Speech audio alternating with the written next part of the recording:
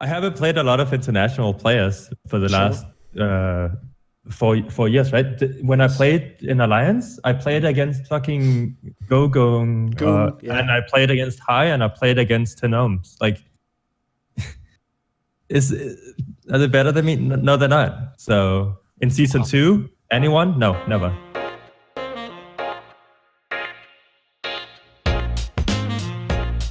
Okay, this is going to be episode 4 of Listen Loco, our talk show, which, as you can see, it's on episode 4, so it's not really like totally brand new, but it is pretty brand new because we've only done it for a couple of weeks. That's right, we're on episode 4, we're only a couple of weeks in. Eat your heart out, Trafford Gafford. That you take you about a month and a half, mate. So, and you'd need like a fucking cameraman, someone else to do all the scheduling, someone else has to arrange the call. We just do it all ourselves because that's how we do it. We're forward, upwardly mobile young men who have ambitions, desires, and the tools to make them come true. Speaking of which, our guest for this episode, seamless segue there, Loco, you can never be that good, mate, is Froggen, who is also someone who has the skills and the ambition to do what he needs to in life. And so let's just start right here, Froggen. People haven't seen you in a while. So last time people saw you was where you played briefly in the EU Masters tournament when you were playing with Orion, who actually is a team that's now coming back. Obviously, they are the ones who've been bought by the parent company of Astralis, Refresh, and they're going to be in the EU LCS franchising. But some people wondered, like, you know, when you played the EU Masters, did that mean you were going to come back for this season and play for someone in whatever EU LCS or obviously NALCS where you've been for the last few years? So what have you been doing in the off time since the EU Masters? I really just have been streaming. I've been figuring out a way to get back to America since I like it here. Okay, right. So I've been able to do that. But yeah, it's really just been streaming and playing League of Legends. So the same as I've been doing the other years, just without a team. Okay, so let's start there then. Why get back to America? Because I mean, first of all, people would say nowadays the whole point of franchising is maybe Europe can have the same sort of salaries, you know, so it's not like you can just only get a better offer there. In the past, I know, for example, one of the reasons it was a good idea to live in America is your girlfriend lived there at the time. So what's the logic? Why NALCS? Why do you want to go back there? Is there a specific reason pulling you back? Not necessarily. I've just been living here for 2.5 years now. So You like it? Yeah, I really like it here. But it's like, I know everybody around here. I have a lot of friends around. It's like, if I were to go back, then I would go back to Denmark, live there for a while, then I'd like join EU LCS and I need to move to Berlin. I don't know anyone, need to figure out my life again. It's like, I don't really like want to do that whole process again. Okay. I am open to EU offers, obviously. Like, if there's a good EU offer, I would definitely consider it, but I prefer America. Okay. Can I ask you about, you know, when NA player or European players come to NA, a lot of European players say, "I'll never go to NA." What if you get worse when you play in NA? Like, NA teams are bad. If you have And solo queue, you know, yeah. If you have aspiration for Worlds, like as a EU player, you shouldn't go to NA. Like, how much truth is there in that as a top EU player that came over to NA? I think what a lot of EU players are thinking about when they're saying that is the solo queue aspect, because the solo queue in NA is like, it's just worse overall. Like, I think it's slightly blown out of proportions. Like, obviously it's bad, but it's not like you playing against Bronze 5 players in Challenger, you know? It's just like, it sucks to deal with the ping. Like, people have 60, 70 ping. It's just really bad, but like compared to EU, you'll have like 20 ping if you live in Berlin and play from there, like something around 20 ping. So it feels really good. Huge player base. So it's like, just feels better to play in the EU. Okay. One angle I always want to ask along those lines is, right, when people play up the angle that like NA solo queue's worse, you know, there is one level on which they're objectively right, which is there's just less players playing in ranked. So obviously, you know, in theory, the top players, like just in terms of as much as you can scale up, aren't going to be quite as good. Now, it doesn't work entirely like that because obviously someone like Faker or Bjergsen, they're not really just like one of 10 random players. They're like an outlier in a sense, right? But even so, when you play in NA solo queue, is there truth to that angle that people make of like, because of the streamers, you know, people are just kind of like memeing or they're just playing like, I guess in some ways just to entertain, you know, they're not playing properly and trying to actually grind. Is that overblown as well? For this year, I think to some extent, it seems like this year there's a lot more angry people in solo queue. Like, okay, the other years has been kind of like, whenever like you just kind of let people do their thing, there's less impact overall from other roles. Now it's kind of like every single role is just strong, and people just walk into each other, constantly fight because everything kills each other, and there's so much gold in the game. So everyone feels like they're doing good all the time. So it's way different. But like in 2017, it's like, it was people would just play. There's a bunch of one tricks. They just mess around with streamers whenever they see them. And I also think NA pro players don't play that much solo queue, I think. Like maybe it's because I don't know which solo queue accounts which are theirs, like if they're on hidden accounts or something. Okay. But like I've been playing solo queue this year, right? And I don't see that many NA LCS players in my games. Well, NA LCS players consider NA solo queue garbage, and they don't even consider it good practice. So that's why I think it's a reason for it. Do you think that has truth in it? I sometimes feel like it's an excuse for players to not play solo queue, to just say, "Oh, NA solo queue sucks. Why would I even play?" Do you think like lower quality solo queue means like you don't like it's not worth playing at? Yeah, the games are very different. Like when you scrim, you have things you aim for and you try to do. You try to do those things in solo queue to replicate it. It doesn't matter at all because the games are so different. So them playing solo queue, like they can't really practice anything other than mechanics, and then they have 60 ping to practice mechanics. Feels really bad. So I mean, I can understand it. It's just like it's adding to making solo queue worse than it could be if you don't play a lot. Oh, sure. Yeah, the problem I never bought about that excuse entirely. Like, I agree on one level. Like, it's not the same as practicing with your team. So if you had the option, you would obviously scrim more. But like, if all the LCS players say that, well, if they just played and themselves played properly, it would already make the environment a bit better. I mean, if you put like, 50, a bit more than that, top pros in, it would already increase the competitiveness. I feel like what they do is they say that themselves, like, oh, it's just not very competitive. And then that's their own excuse for like trolling when they're in the game that they're in, or being like, hey, look, I'm just going all in on this like flash under the tower. Like, whatever, it's just solo queue. It's like, if you say that, then it's also not going to make the best environment overall. Like, what did you think on that angle that they had earlier this year where people said, because I know in the past Riot had actually stopped this, but apparently maybe they're going to allow it, where you could do like an in-house league if you were LCS players and just have like, you go to the tournament realm at the studio or whatever, I don't know where it would be, the Riot offices, and the idea is you could maybe play on like zero ping with the other LCS pros. What would you think about that? Well, before I answer that, then the reason why like NA players, like why it's so different is it's really just small things where imagine you have a mid jungle combo where it's like, okay, this jungler can just go mess up the other jungler, and just all I need to do is like push like the first couple of minion waves, right? In solo queue, it's like you push the first couple of minion waves and you expect your jungler to do something because you know he's on a way stronger champion or some shit than the other jungler, but your jungler just like full clears instead and doesn't do shit, and then you get fucked up, right? It makes it really frustrating as a pro player to play like that because you expect something to happen, but it's not like your jungler did something wrong. It's just he just doesn't know what the fuck he's doing. So it feels really bad to play solo queue like that. That's like adding to it. It's not that so like pro players, obviously sometimes you're just gonna run it down and just fight because you don't give a fuck. But it's like those are the reasons why it feels awful to play. Like not a lot of people know really what's going on. Yeah, for the in-house stuff, I'm kind of 50-50 on it because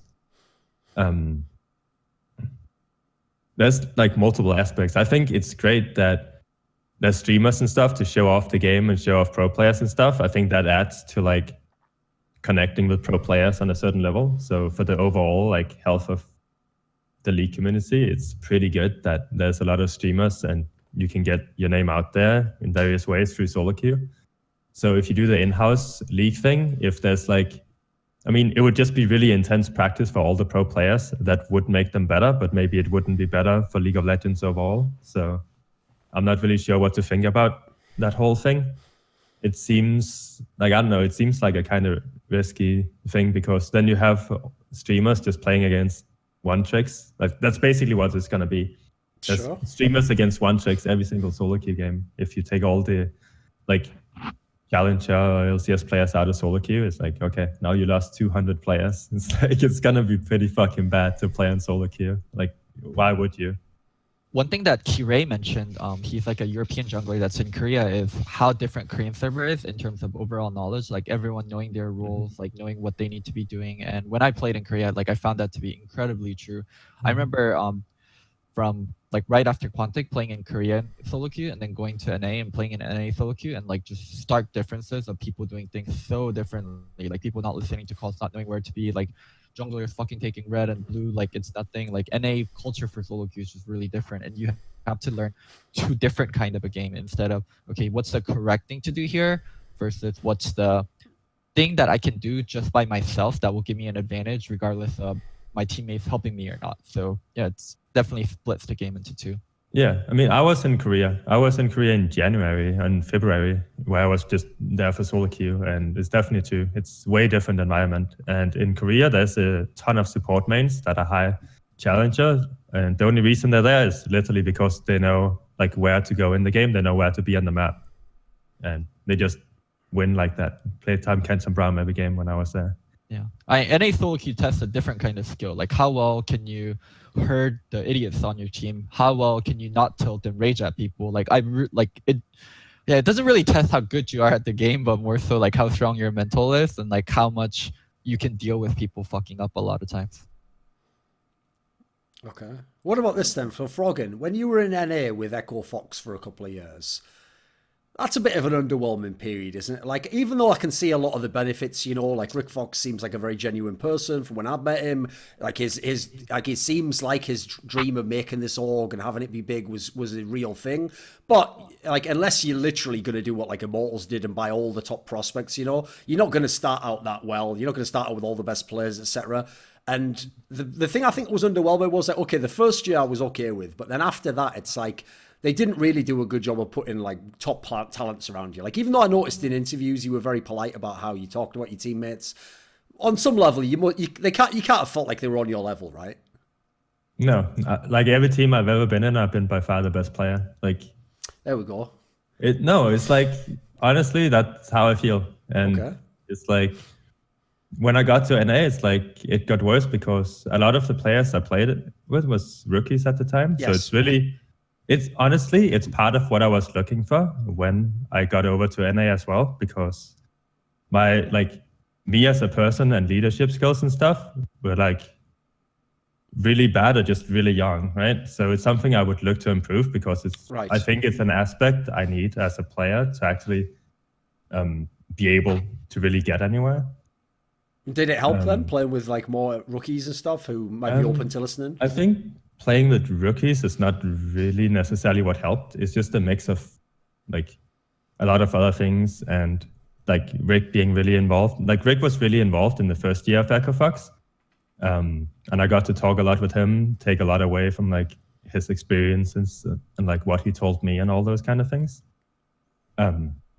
So that overall like helped me a bunch. Like I've changed a shit ton from when I first got there in 2016 and then to where I am right now. Like that's also a part of why I don't really want to relocate, because back then like I didn't give a shit of where I lived, or like the only thing I honestly care about, I just want to play some fucking League and that's it. But I think there's a lot more to it now than like when I was younger. So that's part of it as well. But that's really what I was looking for. And I think I've done a really good job at improving at that. Obviously, there's always room to improve even more, and I'm looking to do that. But I'm actually pretty happy at where it put me. But for the whole thing with like underwhelming rosters and stuff, I would agree with that. I don't think I achieved what I wanted to achieve when I first got here. Like I thought it would be much different in 2017, but we ended around the same spots both years. So that is really underwhelming. 17 was you, Looper, was it Keith? No, this is before Looper, wasn't it? Oh, you mean last year, right? Yeah, 2 years ago. Yes, okay. Yeah, that was Looper, Acadian, Gate, and Keith.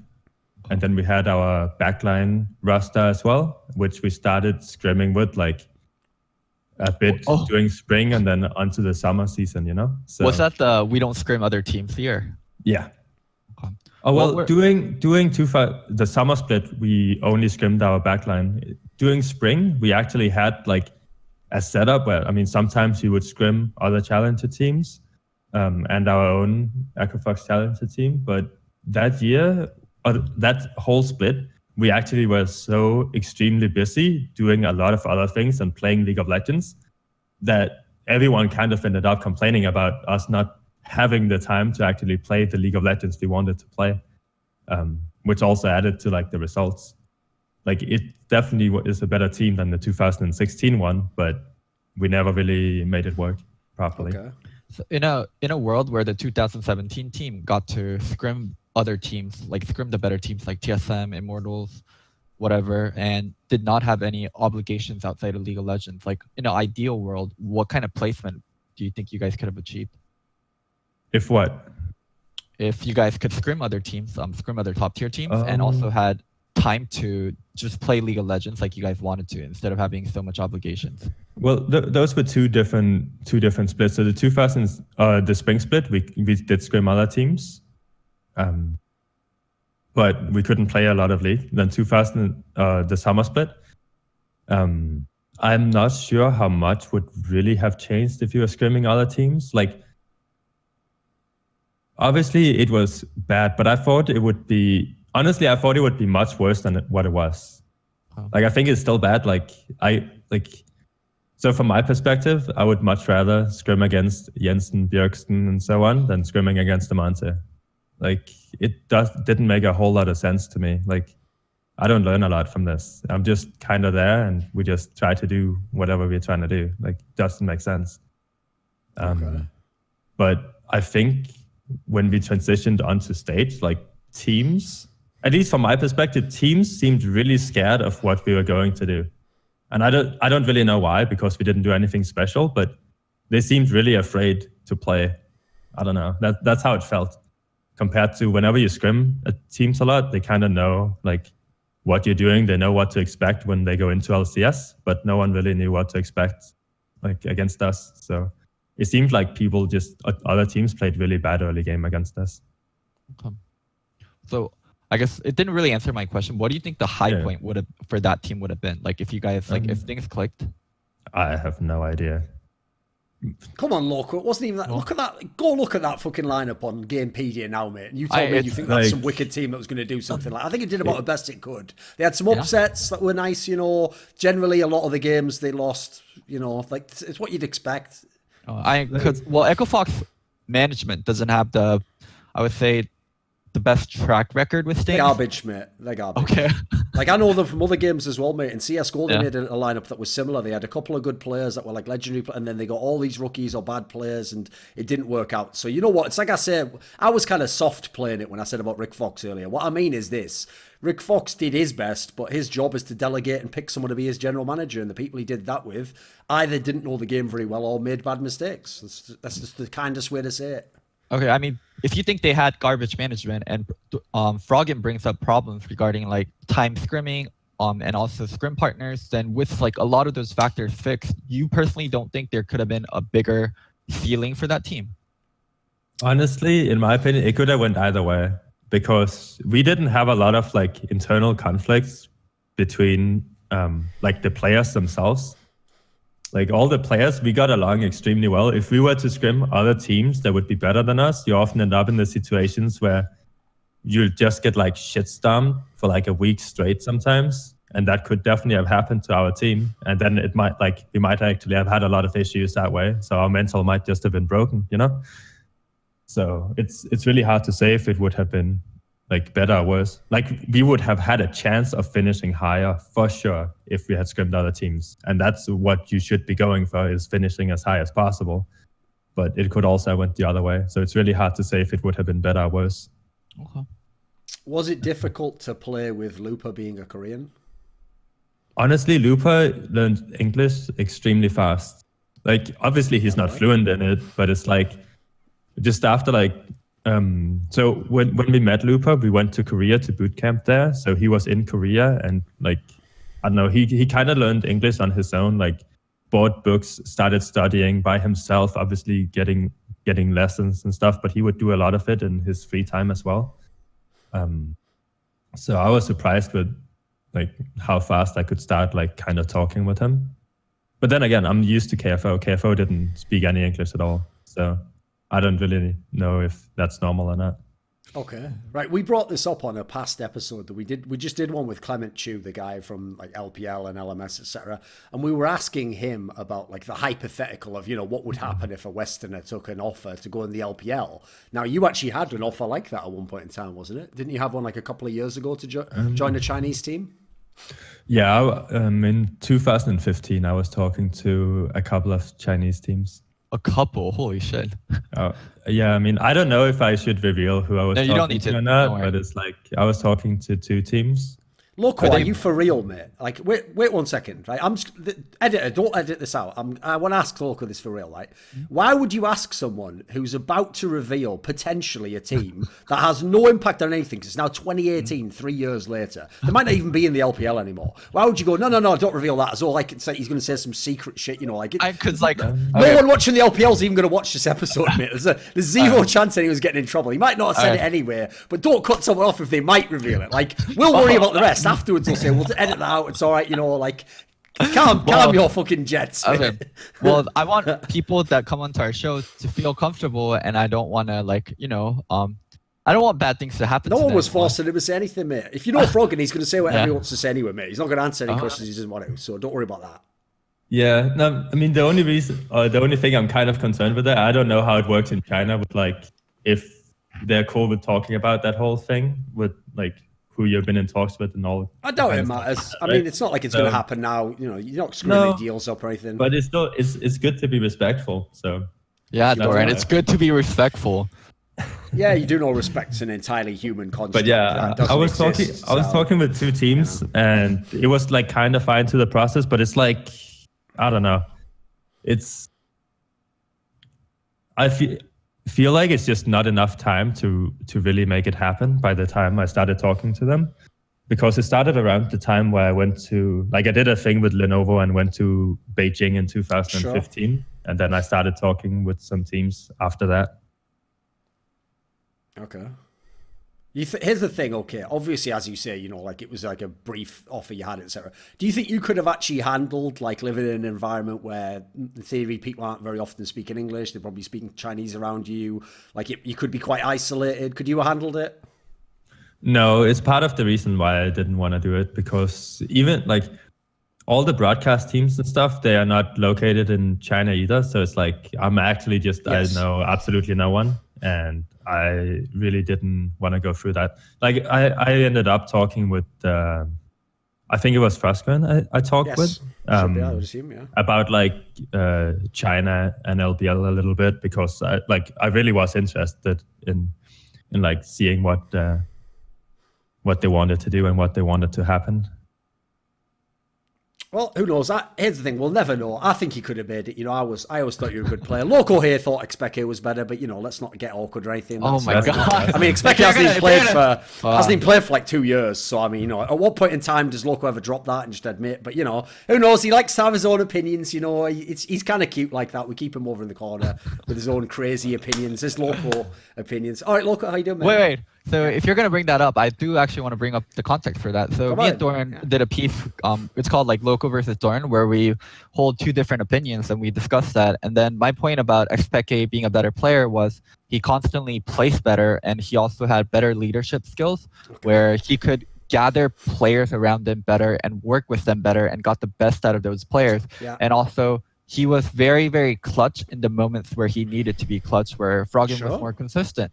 Froggen, you yourself, don't you think, like when you were younger, like think back to before in Europe, not like before the Echo Fox days, like don't you think compared to Expeke, you struggled with some of the leadership? And What like, a mad loaded question this is. Like, what a fucking insane question. Go on then, keep going, mate. Be respectful, remember. Just ask someone whether they agree with your fucking opinion from 3 years ago. yeah, about and that's themselves. what- that's- on a show in which it would actually be disrespectful to say, shut the fuck up, Loco, I don't agree. You know, like, he has to almost like meet you halfway, does he? But keep going with this Alright, bullshit okay. softball.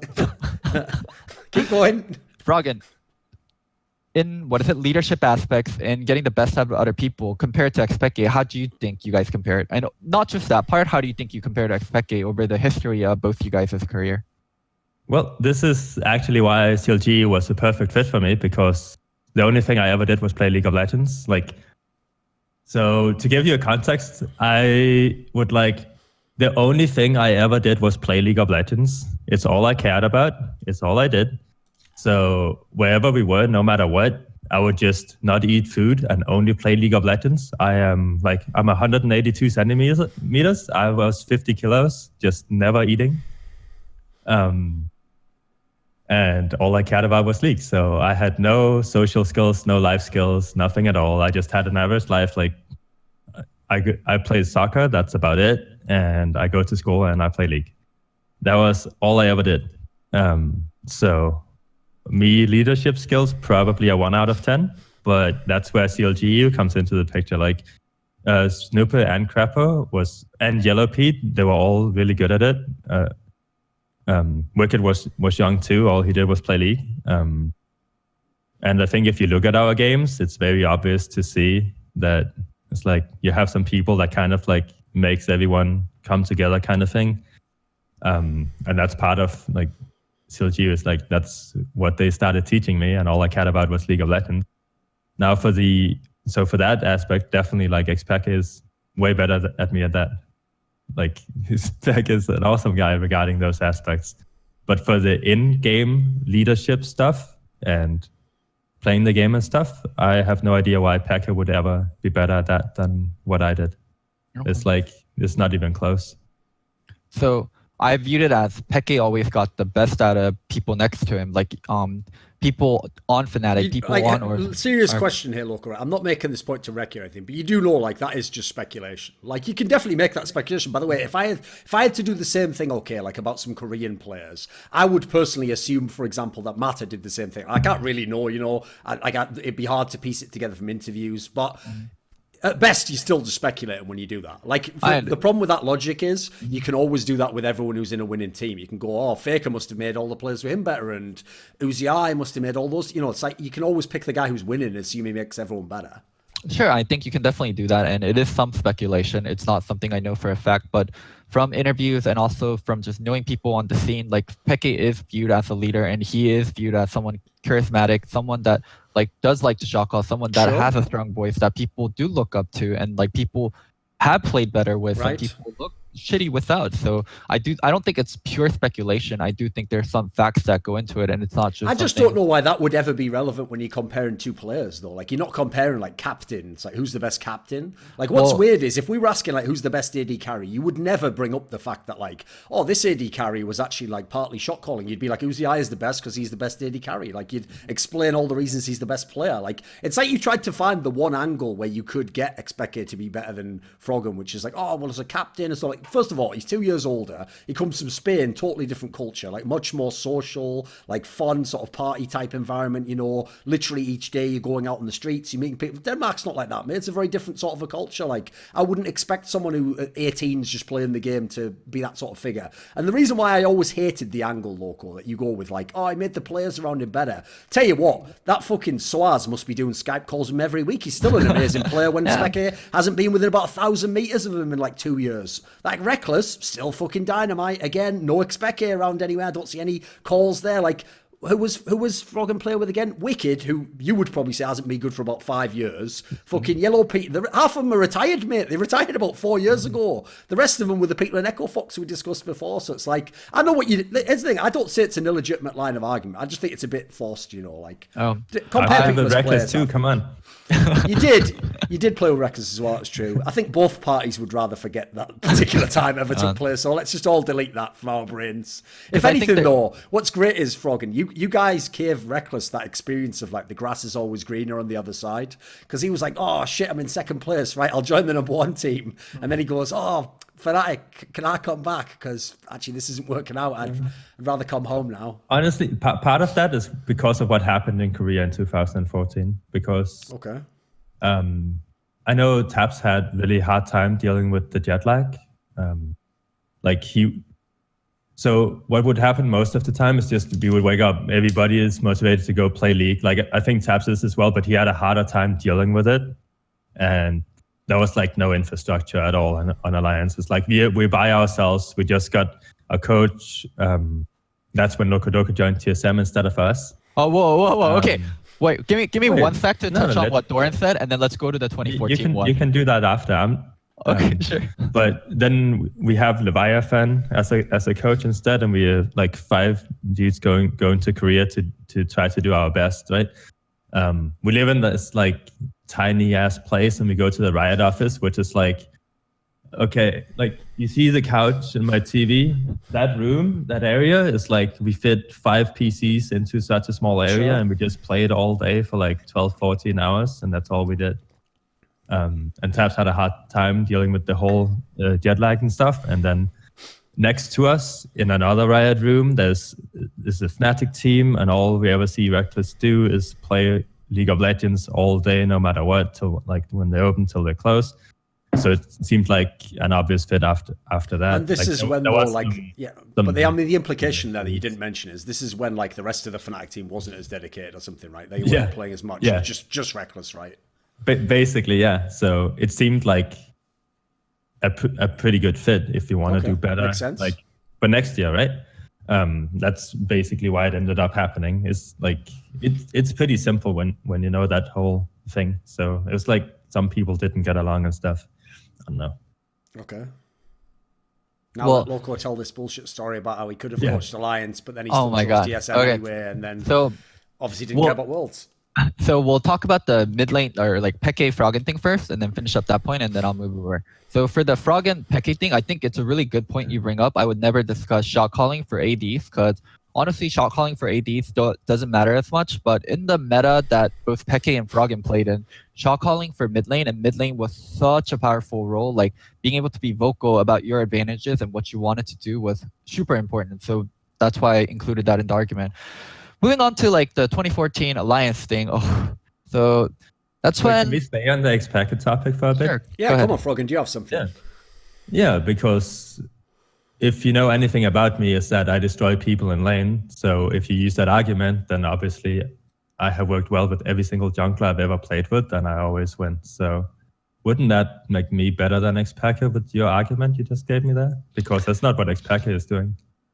So I viewed it more as X-Packet definitely didn't build as much leads with you, or as much leads as you, and he was definitely worse than you in lane, but he was very clutch, and in the moments where he could get an advantage, I think his teams did very decisive things where key points I remember, like him in side lanes, like being able to kill, and then the team able to do stuff with that kill, or whenever he had a small advantage in lane, like being able to roam with his jungler, I thought he was very on point about those aspects. Okay. That's fair enough, but that has nothing to do with really shot calling. That's like completely different than what you just gave an argument for. Okay, so for on top of that, season 3 was all about split pushing. It was Fizz and Zed, and every single mid lane I ever would go split. So it's like what? All right, for this X-Packet Froggen thing, it's weird how he just gets so shy all of a sudden. Oh my god, it's such a precocious. This is such an unfair argument. You have Froggen's #1 fan.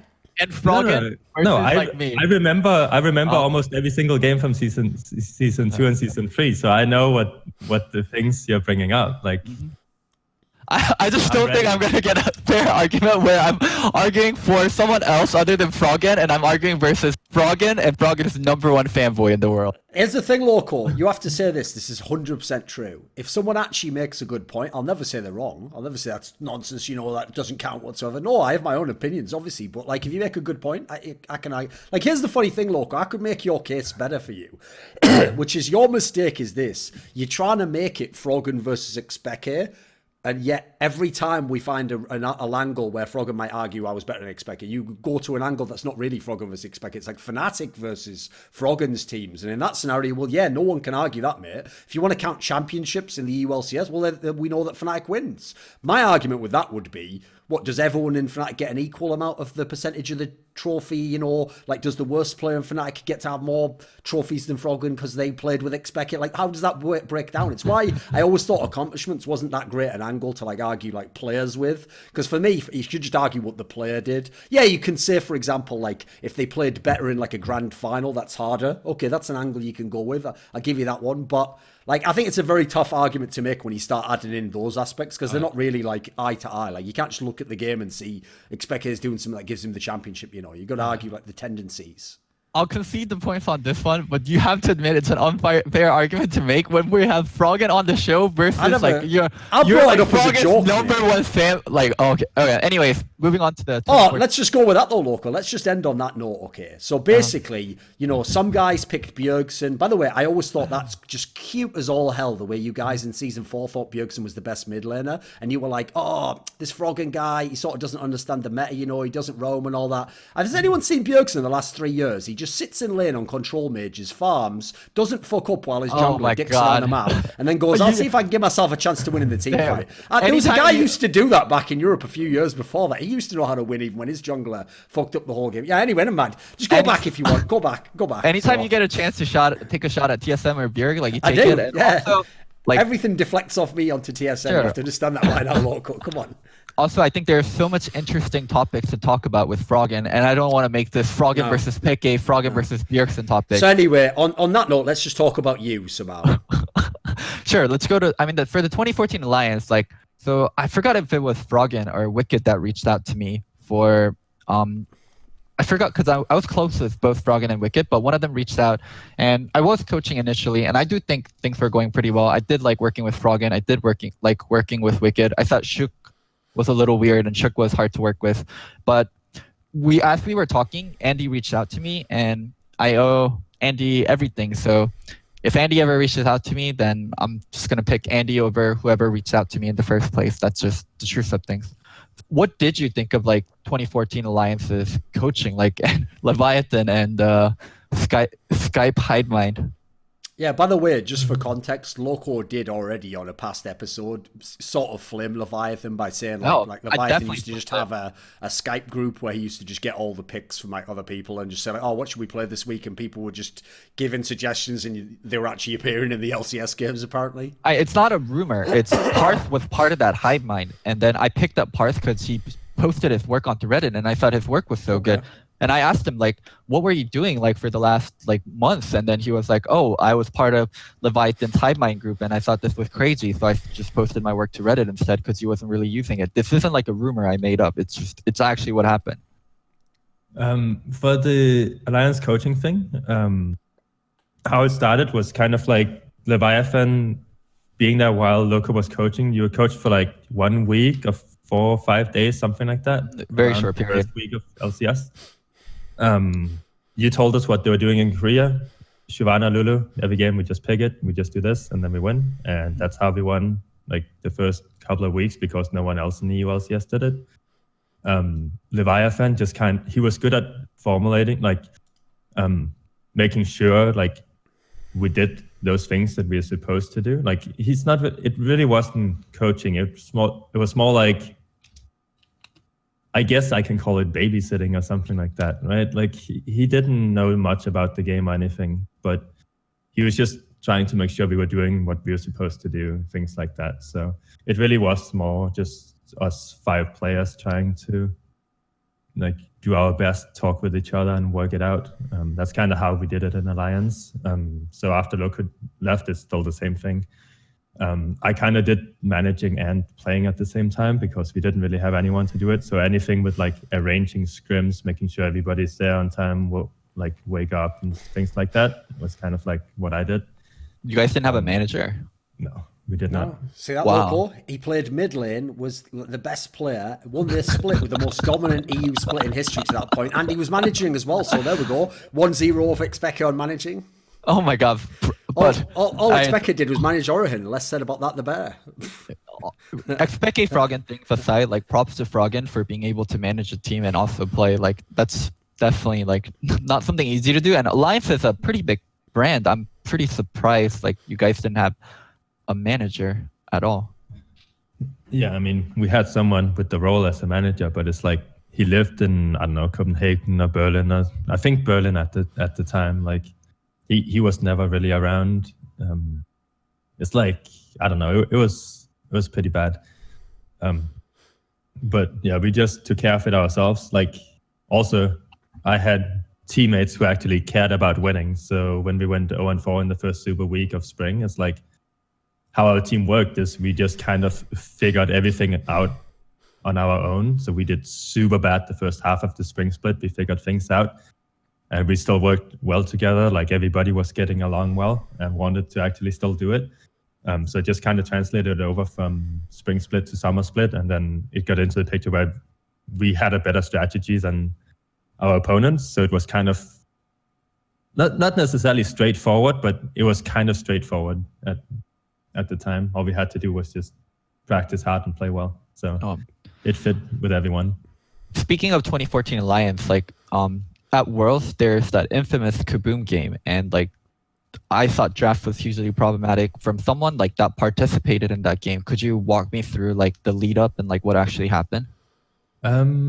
Yeah, it was. I don't want to go into too much detail because it would start being like throwing shit around that really just don't need to be out there. Yeah, no need to air dirty laundry, but just everybody did shit that they shouldn't do or could do stuff better that they should have done better. You know, it's like that's how it is. But it's like, as I said, we lived in that small ass Korean room, like at the Korean office, and then we go back, we sleep. It wasn't comfortable beds or anything. It was basically just like fucking bunk beds or some shit. It's like being in the military, but we play League of Legends.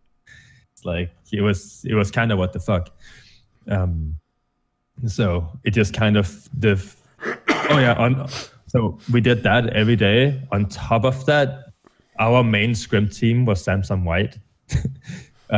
Guess how our scrims went, by the way. It's like I think we had 3 wins, 23 losses or some shit. It was like our record after week 1. It was very interesting. Samsung Blue we started scrimming a lot with as well. So it was us, TSM, Samsung White, and Samsung Blue. That was kind of the main 4 scrim things. And the way Samsung White played, just like actually the very first game, you guys remember the whole thing where it's like, yo, Froggen is doing super well in scrims, he's a real deal kind of thing. There was like a Reddit post back in season 4 with that, right?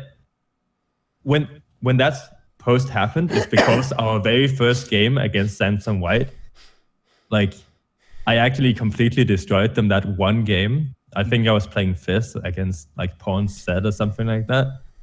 And we just won super easy. And then the next like 15 games in a row, we just got destroyed. But that's why that Reddit post was there, because they had like a Korean shoutcaster, I think, spectate the game as well. So it was like rumors started happening because of that. But we really just get dicked by Samsung White. It was a good time. So we started, because of how they played, it was in the meta where there was 4-man dives and side lanes. So the top laner would remain level 1 for a really long time. Samsung White's strategy was literally try to counter pick mid or pick the strongest mid lane champion, level 1 to 6, every single time it was ever possible. And then they would go mid and dive instead of going to the side lane to dive. And it was just like, ended up being super messy games. And then we started just picking champions that can fight as well. Because it's like the only way we could actually play against Samsung White. So we went into then things started like being boom and things started blowing up between like teammates and stuff. And then we played those champions on top of that. And that's kind of why the whole Kaboom thing happened. Like we still did well in group stage. Like it was okay, but we lost all red side games and won all blue side games, partly because of that whole situation. It's really weird, but that's basically what happened and why we picked the way that we did. Okay. Right, even though you have already mentioned like about the fact that you've been streaming in the time since you were playing in EU Masters, and people have always known in the off season you stream a lot. Right, obviously you're someone who does just like to play League of Legends, and you can get fun out of even just playing the game in solo queue. But doesn't it kind of kill you that basically we have to go back like 4 years till we get to the point that you're in like a top team, like a team that actually could win LCS or could go to Worlds or could do all these things? Isn't that kind of bullshit? Isn't there a part of you is desperate to get back in there? I mean, obviously, it's what I try to do every single time I'm on a team. All I really want to do is try to win. I mean, no shit, it's annoying. Okay. What did you actually think when you played in that EU Masters with Forgiven? Because obviously everyone wondered, like, would this even work out? Like, would there be a clash of egos or something? What did you think? I mean, to give you context to how the team happened, 5 days before we have to play in EU Masters, the team is put together. Expect speaks a little bit of English. Insect speaks no English at all. Never played with any of those players before. The only two that have played together is Forgiven and Jessis, when Jessis played mid lane in SK Gaming. Yes. I think. Yeah. It's like, what? Like, actually, even they didn't play together. I think at the time that was the team before. So yeah, maybe they just knew each other a little bit. Because Jessis was the year before Forgiven joined. Yeah, it was Fox when he was there. But anyway, keep going, yeah? But yeah, it was just super messy, being put together last second. But that's really why it happened. It's like, basically what it is Origin paid enough to it be like worth playing in EU Masters. Okay. And that's why I decided to play there, because 5 days of practice is like, it's gonna look really bad if we don't do well, and I really don't need that. So I was very hesitant on doing that whole thing, but it was a fucking mess. Like, everything was stressed. Everyone is back home, like in their own homes playing, and then we have to play group stage. It's like, I don't know. We lost every single scrim we played with that team as well, because it just didn't really work at all, and we had a really hard time communicating. I know Forgiven didn't play the game for like months. Like, he was playing Heroes of the Storm or some shit. Like, it's like he was getting ready to go to the military. Yes. So it's like, it was really just a big mess. I mean, it ended up working out. And we did get significantly better compared to like when we started, but the whole thing was super stressful. Okay. When you look at like the mid laners nowadays in NA and EU, like the top ones like Bjergsen, Jensen, Caps, Perks, I'm not sure if you meet them in solo queue as much, especially like the European mid laners, if you ever go back to Europe, but do you feel like you can just step right back in and join a top team and compete on that level again? I mean, I don't see why not. The 2017 summer split is probably the best I've ever played, which sounds weird because it's like I didn't play as well and stuff, but as an individual and how I played lane and everything was like, no one came close to even like being as good as me in 2017. Like, I'm only talking about summer because spring was very different. Like, the summer split was all about lane champions. That's when it started happening with Lucian, Talia and stuff. It was different the other years, but I felt really comfortable playing against everyone, and I don't see why I wouldn't be able to do that again. Like, mid lane right now is pretty simple and straightforward. I don't think it really requires a lot to do well with how the meta is. Would you give up? An actual interesting thing I noticed, Loco, I don't know if you saw this when you saw like the community response to when Froggen was in Echo Fox, but actually, even though there's an angle where someone could like say, oh, the team isn't very good, and therefore assume that the big name player's playing badly, it looked like actually most of the community gave him the benefit of the doubt and were like, oh no, he looked like he individually played well, but the team wasn't good, you know. He kind of got the treatment that like I would say like Lyra got when he was on that Envious team, where everyone was like, okay, this team's bad, but he's actually pretty good. Like, he's doing his job. It's just you can't win if the team isn't good enough. It felt like actually Froggen didn't kind of like make a stock drop actually by playing Echo Fox, believe it or not. From some of the teams I've seen, it sounds like its chances are similar to what they were before. I always think Froggen laned well, even in the 2017, or not even 2017, when they even had like the KFO roster. I thought Froggen laned well, and most of Echo Fox's problem came from mid and late game and how they did their shot calling and macro. But also, you have to somewhat look at it with the idea, like someone like Froggen, who's been very popular and who's had a lot of fans, is always going to receive credit, and like newer players on the team are always going to receive some of the flame, like just due to Froggen has a huge fan base. It's not just for Froggen, it's just across any kind of League of Legends team, where if there is a veteran player that's popular and that's been playing for a long time at a high level, comparatively that player is going to receive less flame when the team does badly compared to like the new members who doesn't have a fan base. Like, people are easily going to pick on that player. Like, it happens a lot. Like, for example, for TSM junglers are people that play around people like Faker. Like, you receive a lot of the flame because you aren't like the spotlight player. That's just nature of things. I agree with that. It works both ways in a sense, mate. It could also go the other way, definitely. Mm-hmm. I've seen it go both ways. Like, throughout many years. Like 2013, it went the other way, and then 2014 it was back. 2015 it went the other way again. Like I just don't think Reddit opinion has much validity on whether Froggen is a great player or not a great player, and like they can not flame. It doesn't really change my opinion, or like it shouldn't change team's opinion or other players' opinion of Froggen. I mean, it definitely does, though. Like, you can't ignore It that. does. Like, here's the problem. It's not that everyone reads Reddit and thinks everyone's saying it's true. It's just that if people hear things said enough, they at least think about the idea, you know, and it can seep in there. Especially if it's a player you don't watch. Like, you know, not everyone watches every league. So you just know, everyone knows roughly, like, what the community opinion of a person is. I think sometimes that affects them. I agree. They obviously don't just go to Reddit and read and go, whatever this says is true. Wouldn't most teams and most players, if they're going to pick up a player, do the due diligence of like going back and checking on, like say I was like a GM for a team and I was picking up Froggen. Say Reddit said a lot of shit about him, I would like just consider that, but I would talk to Froggen himself, talk to Froggen's teammate, go back and watch the latest games Froggen played. Like that would weigh a lot higher than like whatever the fuck Reddit said.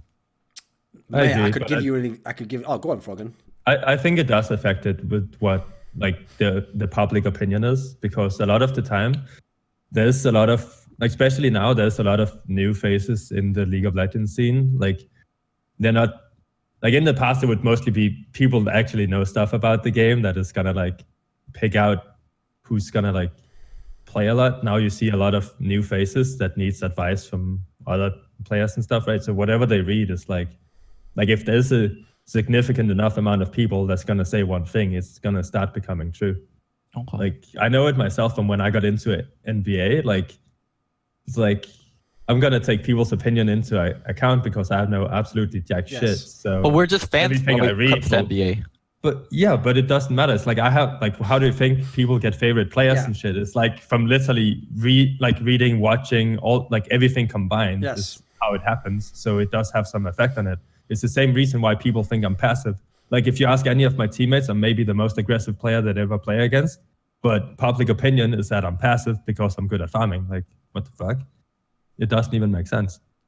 So it's like, I would say it matters a lot what the public, or maybe not a lot, but it does matter what the opinion is of players.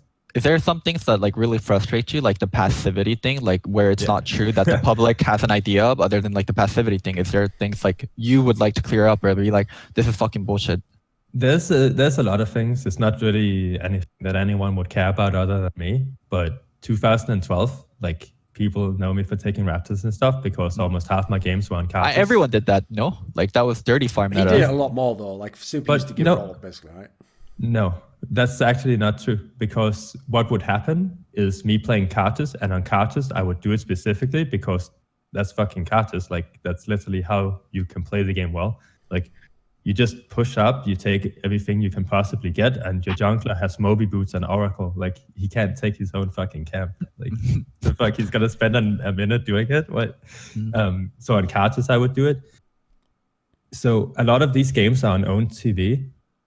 And those VODs are gone. Yes. Like you literally can't. we can't go back and check. So all that's left is people's memories of things that has happened, and I have no way of showing them this is actually what happened, and there's no one tracking stats from it. I remember seeing stats from Gamescom 2012. I was the mid laner that took the least fucking Raptors. Like everyone else took that shit. Like they would almost have more like jungle camps and lane minions. And I would not be doing that because I was playing fucking Gragas. Like Gragas is not the champion you do that on. There's certain champions you do it on, and it was mainly Karthus and Galio. That's the only two. No. So it's fucked up. So moving on a little bit from that, this is for both Doran and Froggen. How far do you think like narratives have gotten, and like do you think there are players like that aren't getting like chances that they should because of bad narratives, and do you think there's players in positions they shouldn't be because of good narratives, or narratives that big of a thing in League of Legends where it over triumphs like the actual player skill or actual reality of things? Oh, it's like you Froggen said before. I think he had a pretty good analogy there where it's like once you're getting into something, you're not just going to think like every opinion that comes before. You're not going to go, well, I won't even look at that because I haven't studied that player or whatever. To get up to speed, you're going to actually take on board a lot of like what seem reasonable things that other people say. Like if you're getting into the NBA and someone's like, oh, LeBron's the best player and, but like the best defender's this guy on another team, you're going to initially take that on board as a shortcut. It's going to get you up to speed quickly. So at least you could like have a conversation or have a reference point to understand other things. The problem becomes at the point at which if you're like a random fan yourself, if you just start repeating that without really looking into it, then it can spiral out of control. Because obviously then you could have a lot of people saying something that, like Froggen says here, either never fully applied or maybe was the case 2 years ago and they still say it now. I think there's definitely a lot of players get that approach. Like a lot of people, like the most obvious example is if anyone ever says, and it sticks, that like you're a toxic teammate, you've seen players where that can haunt them for years, like they might have even been a really cool guy later, but it's going to be really hard to overcome that stigma that people just think that you're that type of player. So I don't necessarily know that it's too extreme. Like usually there's a grain of truth to a lot of what people say, but certainly it could get exaggerated. And part of it is just that it's kind of like, I mean, in America, you call the game telephone. It's like one person telling something to another person. And so some of it's going to get through and be right, but some of it's going to be kind of skewed a little bit, I think. What do you think, Froggen? No, I agree with that. It's like, I mean, I've seen it happen many times to myself. It's like, I used to go on Reddit a lot and read a lot, so I know like what has been going around and stuff. And I see it happen where it's like I have no clue why some of them have the opinion that they do, but it's like somebody has just said something and then it's like, okay, this is how it is and this is what happens. It's like, it's kind of weird. Okay. Yeah. Go ahead. No. Okay, so from a team, when I was working on team perspective, like the last one I worked on, Golden Guardians, like whenever we looked at players, like we would have a player where we would have like list of player for a position, and I would do the research. I would try to talk to as many different references for that player as possible. Like look at the game, like talk to the coaches, talk to the teammates, and try to get like a full picture as much as possible. For me, it's hard to say, like, I'm not sure like how much teams really buy into like narrative of players when teams are so interconnected now and they can just talk to pretty much whoever. Like if you're on Golden Guardians, I can talk to any one of the LCS teams. I can talk to any of the coaches, any of the players just to ask for a reference. And it's like, you get it like that. So yeah, I'm not quite sure how big a narrative plays. I also am someone that suffers from negative narratives, but like from Reddit and from like Breaking Point and like all other stuff. But I was never that afraid because even with all those negative narratives of like, say, me possibly being lazy or me being a certain way, I'll be like, okay, just talk to my owner, talk to the coach, and talk to the players. Like the complaints I got was Loco doesn't give enough off days, like really strict. Like it'll be very different from what people thought of me because I fixed a lot of my mistakes and I thought, well, if I am this way and my references will back that up, like it doesn't matter what the public thinks of me. And yeah, I mean, for someone like Froggen that's been in the scene for a long time and that's had a lot of success and teammates that work with him and someone that knows him personally, I know all Froggen did was play League of Legends. I was on a team with him when I was in CLGNA and when he was on CLGU. So I'm just I was actually pretty surprised by your answer because I thought your references and people that work with you would speak a lot louder than whatever the hell Reddit might say. It's also like I say though, like it's not as extreme as like they're not all terrible things that people are saying. Like for example, the passive one, I can already tell you there from knowing the way a lot of fans think of the game. Right, this isn't a way to diss fans. Like a lot of people do this. In fact, I'm sure you've done it yourself, Loco. Which is when you're trying to think about a problem, like how good is this player, or how like is this person doing the right thing. The easiest way to get an answer is what you call single factor analysis. You just think of one factor. So, for example, you think, is he the best laner? Right, if he's not as good as this other guy, he's the better player. The problem with that approach is if you're trying to talk about something really complicated, like how like an entire player's style, one factor is never going to be good enough. Like you could get an answer from that because it makes it just which one's better, this or this.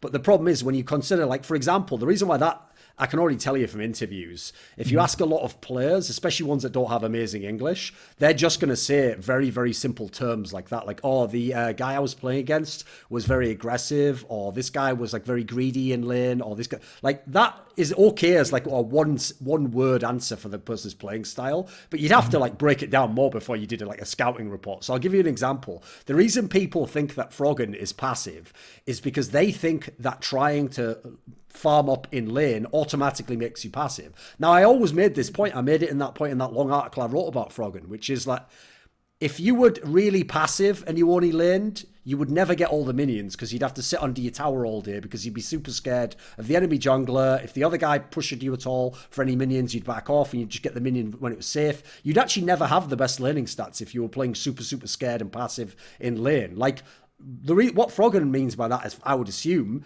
is that like even if he's on a champion where he's not going to take some mad risk and dive 1v1, he's still going to try and zone the person off minions. He's still going to try and set up for when his jungler, you know, like to him, in his mind, what he's doing is actually proactive. He's trying to like put the person in a position he wants to be. He's keeping his own character in the position it needs to be in the game. He's playing like to the person outside, they just see him hitting the minions and they might think like, oh, he just doesn't want to fight, you know, because they're thinking they want to see some super aggressive assassin player or something. You know, it's kind of complicated to break down those kinds of topics. As you see, I'm not like wrecking anyone. No one's wrong entirely. It's just that some people haven't looked into it on as deeper level, or they just are happy with a very simple answer. You know, they're not someone who wants a complicated answer.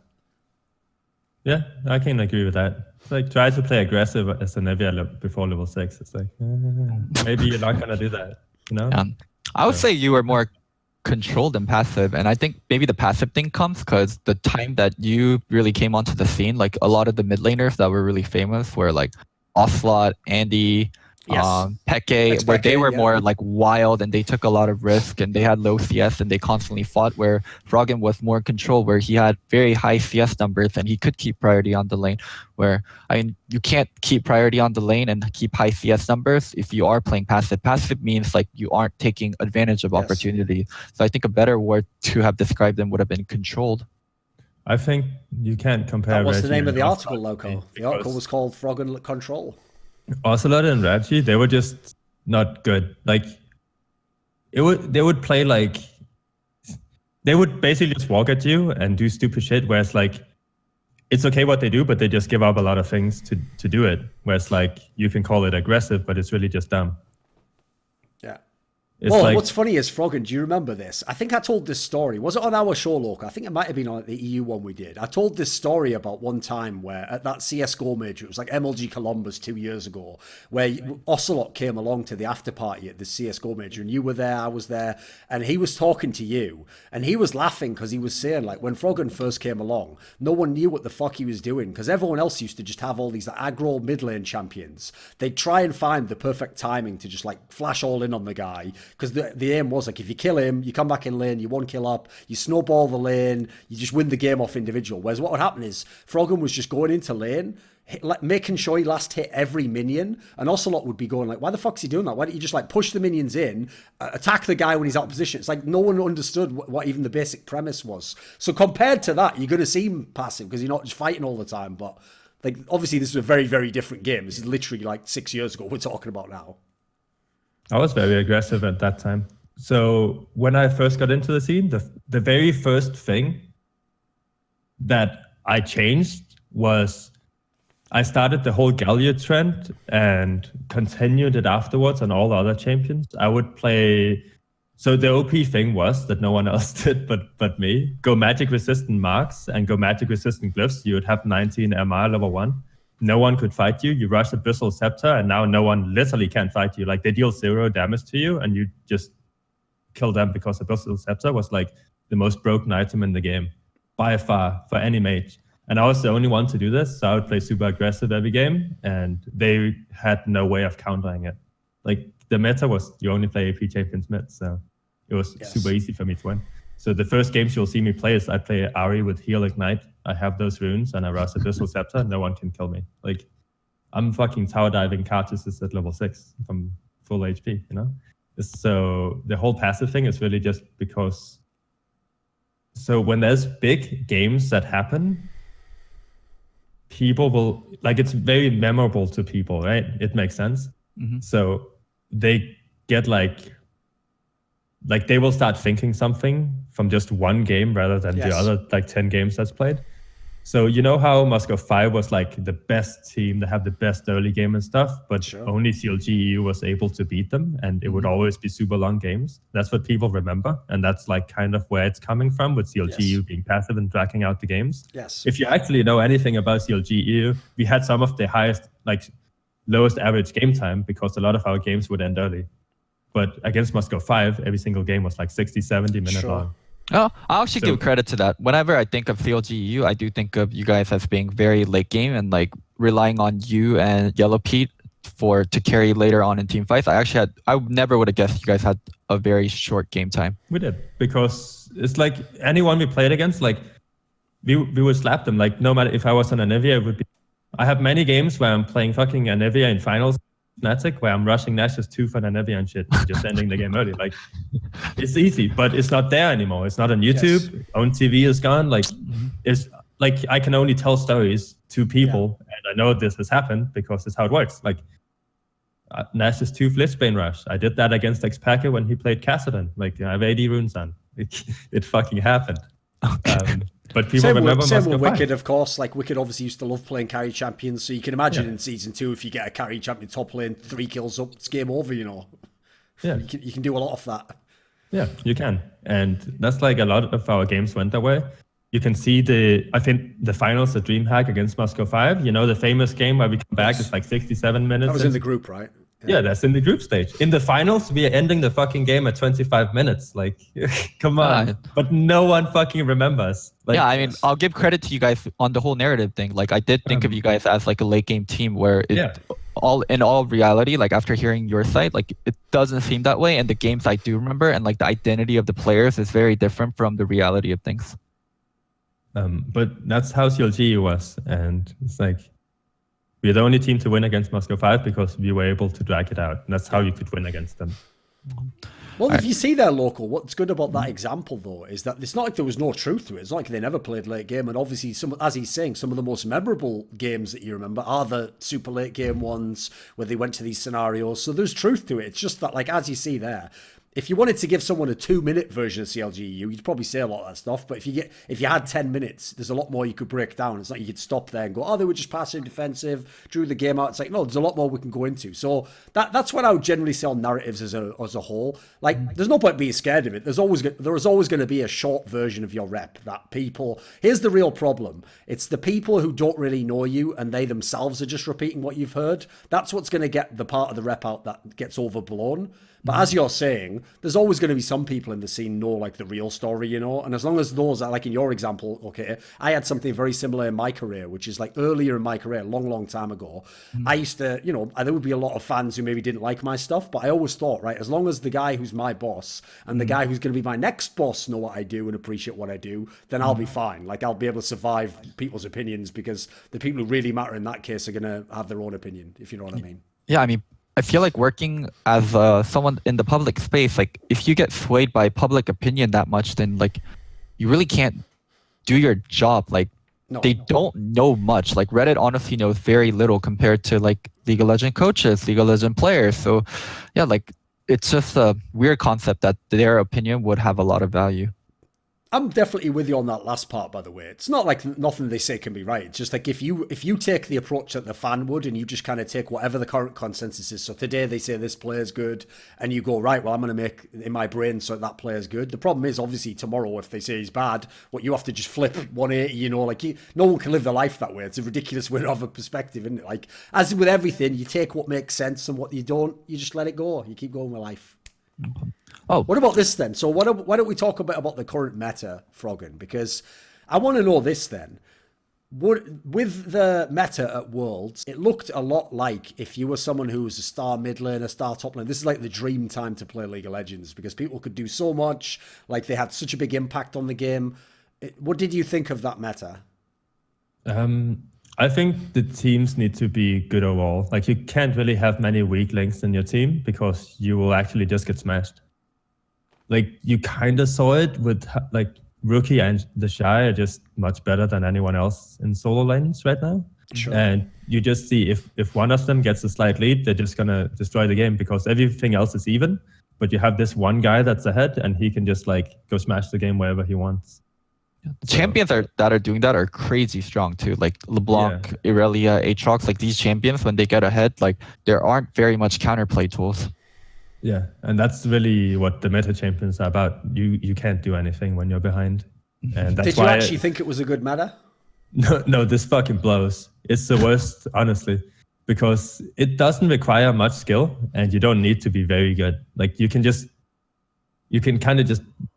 Like, I mean, there's some players that are good. I think Rookie is awesome. Like, he knows how to take advantage of a lot of things, and he does a lot of min-maxing with how he's CSing and trading. Oh yeah, his CSing is crazy. I've been playing mid a lot. Like, Rookie is the one player I think is crazy. It's not like he just sits in lane. Like, he's everywhere, and his CS numbers are always so high. Yeah, he's really good at what he does, and he has done this, like, many times before. He's always had this kind of play style. It's just now that it's really showing because it's really just early game and you snowball, and he is crazy good at that. And Fnatic is the same. That's why I love Fnatic versus IG. Like I'd love to see Caps versus Rookie because they have very similar play styles with how they like to play the game. So them matching up was my favorite thing about Worlds. But wasn't it disappointing for the finals? I mean, sure, but it's just like it's the best mid matchup you could get at Worlds, so it's good that it happened. Like five. Wait, you think those were the two times. best? You think those were the two best, Caps and Rookie? No, it's the ones I enjoy watching the most because they actually try to do stuff. Like you watch anyone else, they're just gonna sit around and they're gonna get some CS, and then eventually mid game is gonna happen. Okay. Like they don't really play the game. So maybe it's a little bit of a too fan question, but where do you think Caps and Perks rank among like the best mids in the world after like both of them making semis and Caps making finals? I don't watch Perks or G2 a whole lot. I only really like to watch Fnatic because I like that Caps is actually trying to outplay people, so it's enjoyable to watch. Just isolating Caps, where do you think he ranks in like the top 5 or top 10 best mids in the world? I haven't played against people for a long time, so I can't tell. Like just watching stuff on like Twitch or some shit, watching a game, you can't say how good somebody is when it's like you can't see how they trade, you can't see how they behave or anything. It's like, and also another thing to add is that the Fnatic team is really good overall team compared to a lot of other teams, and that's what I said before. If you have somebody that gets a lead, dude, like they can just go somewhere and take over the game, or like. You go and you give your Akali or Irelia a kill, like you're not ever gonna one-on-one that person ever again, right? Mm-hmm. So it's like, how good are they really? Like, it's extremely hard to say if you don't play against them. But like as a fan, I can just say they're the best. Sure. One of the reasons why fans liked that meta, aside from the fact obviously Western teams did better than they usually do, is that they thought it was more exciting, all the rest of it. Whereas like even though like I can appreciate like when people play at a very high level, I can see why some fans don't like games to be like long, drawn out, like macro games where they feel like Koreans have like, I won't say an advantage because, everyone has to learn the game, but Koreans clearly did have an advantage. They were better at that generally, and their teams tended to win those types of games. Would you, if this meta isn't good, would you be fine going back to like we've had for the last few years of League of Legends, more that style where the Koreans can kind of like make it more of a macro game? No, it's more like, I think everything is just too strong and there's too much gold in the game. Like I never liked the aspect of adding a shit ton of gold. Like you get gold for everything nowadays and it's too much because the champions get out of control. So for example, Talon has been terrorizing solo queue pretty much the entire year because he can go somewhere. It doesn't matter if he loses mid tower or anything. He goes somewhere and he just kills somebody because he can do that at level 6. So he 100s to 0 somebody with flash and ignite at level 6, and the guy can't play the game anymore because he's too far behind. It's like where's the counterplay to this? The counterplay is literally walking back. Now you can't do shit. Not being in your bottom turret where talent comes down and you're missing multiple waves. Yes. That's not a fucking way to play the game. That's why I dislike it. It's like it gets out of control way too quick where there's no punishment for it. And it sounds like, oh, you should just stay in your lane and never roam. It's like, I fucking roam every single season of my career. It might not be what I'm known for, but I do it. It's like, it's not news. But it really is like, there needs to be some kind of fine balance for it. Like, he needs to really get punished if he does a move like that. Even if it works out, it's like, there should be some repercussion for him. He shouldn't just be able to go even, and now his bot lane is like way ahead. You know? It's like, it's very hard to like have a diverse like League of Legends game if that's the case, because everybody just picks Akali, Irelia, Aatrox, Lissandra, and LeBlanc. It's like the only 5 champions that are being played. Yeah, Akali also, yeah. Yeah. Oh, And the moving away from like EU mids and meta, what do you think of, are there any NA mids that stand out to you? Like LCS players and also non-LCS players, because there's like a huge topic of NA mids aren't that good. There's no developing NA mids. Like, what's your opinion on that? I don't think anyone stood out this year, no. Like, everyone kind of did the same thing. Obviously, some are better than others, but it's like really stand out, no one did. Like, you know, like if someone did stand out, they would have the same hype that Caps has, because Caps is like the only one really standing out in EU, where it's like, okay, he's the best in EU for sure. In NA, you can't really say. It depends on who you're a fan of and who you like watching to play. You know? What about in solo queue? Like, it's a huge topic that NA doesn't have good natural mids, and like 9 out of 10 players are imported, 8 out of 10 players are imported for mid lane. Do you think like playing in solo queue in NA, like are there any mids that you think people should keep an eye on, or like is it going to be this way for a while? No, I don't think there's. But it's like with how things are going on in NA, I like, even if you're a really good mid, right? This is like one thing I've been thinking about. If you're a really good player, but you're playing mid in NA, like, why don't you just go to another role and you can literally just be really good in that role, but it's going to be way easier for you because people are going to import mids. Like, that's kind of how it goes. It's just if you're an NA mid, if you're an NA mid that's like really good, right, and you develop, then isn't your value going to be enormous? Could you, like, that's a position that every other team has to import for, but you don't have to. But it's the same with all the roles. It's just that the other teams are not import. Like, so you know, Doublelift, like Doublelift for AD carry. Wouldn't everybody want to get Doublelift on their team? Of course. Yeah, of course. Yeah. So what if Doublelift was a really good mid instead of a really good AD? Would everybody want to get Doublelift on their team? No. Yeah, they would. They wouldn't. Why? They import mids anyway. Now you need like this is what I'm saying, right? Like, then you need another NA like AD carry, and Doublelift is your mid or some shit, you know? If you have a mid lane player like that is at the level of other top tier imports, that's NA. Like, why wouldn't you want that? That's one thing that makes Bjergsen so valuable in NA. The fact that he gets counted as like an NA resident, like while still like playing at a high level. Else. Sure, but isn't there a way higher? Like, that's why I also think if you're the very best, if you're the very best in a role where people don't import from, aren't you like way more valuable because you're literally irreplaceable? Because everybody is gonna import mids. Put it this way, Loco. Here's the difference, okay, right? Think about, so a player you coached, you had Phoenix when you were in Challenger, right? If people were even using a Korean mid in fucking Challenger, that shows they're not giving chances to Korean mid, the NA mid players. The question is completely different. We're talking about like, as an NA mid, I'm building up to a point here, mate. So the point here is, how do I ever get a chance for you to believe that I'm the Doublelift of mid lane? Like, I'm never going to even get on a team. I'm going to be on the worst Challenger team. And because my team sucks, you're never going to think I'm good because I'm just a guy on a team that sucks. Meanwhile, every good Challenger team had like import mid was a famous position. Oftentimes import jungler. They even would have fuckers like Dandy over some guy who speaks English. Like, it's outrageous some of the positions they imported for. So my point isn't that you couldn't be as good. Like, it's kind of tough to test your angle. Because where would a player who was like the Doublelift of mid, where would he show up? Where would we know he's good?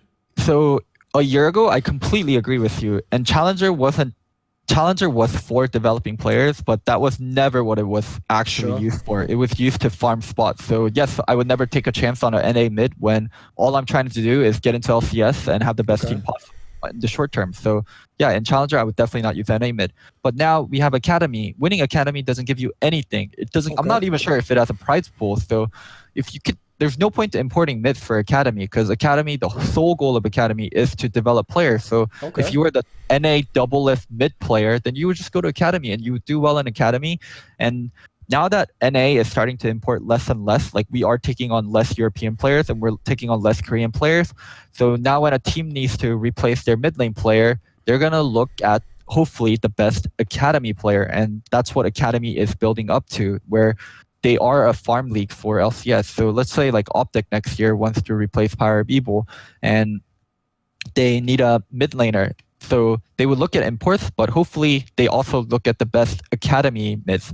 Maybe they aren't that good nowadays, but in the future, that's what is going to be like the growing ground of NA mids.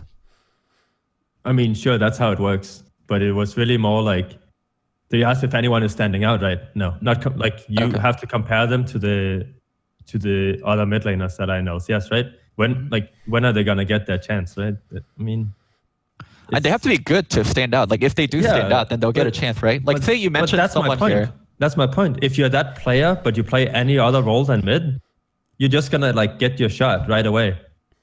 Now, as an NA mid, you need to like be good for a while, you know, like. And even then, you might not even get a chance at it. So if you're good, you can just... I feel like it's an easier way to develop into LCS if you actually have any other role. Maybe except for top 2, because that's the other role that's imported a lot. It's like if you play jungle and you're like that, or if you're really good, it's like you're just yeah. I agree with you that if your sole goal is to get into LCS fast as possible, then switching roles and being good at a different role than mid, it's probably better. But if you like playing mid and you can be a really great NA mid, like further down the line where you do get discovered and you do get a shot, your valuation as a player, because you are a natural born NA mid laner that's not going to take up an import slot, like makes you super valuable. It makes you like a really great building piece. So it's like it's short term versus long term. Oh, one thing, like it's a huge discussion that me and Doran have. I personally don't like Power Beeble's style that much, and like building weird or building suboptimally sometimes. Like sometimes his builds catch people by surprise. Like, what's your opinion on Power Beeble overall as a player, and I guess like more specifically, sometimes his build and some of the play style he does? I mean, I haven't played against him this year, so it would really just be an opinion rather than actually like knowing something about it.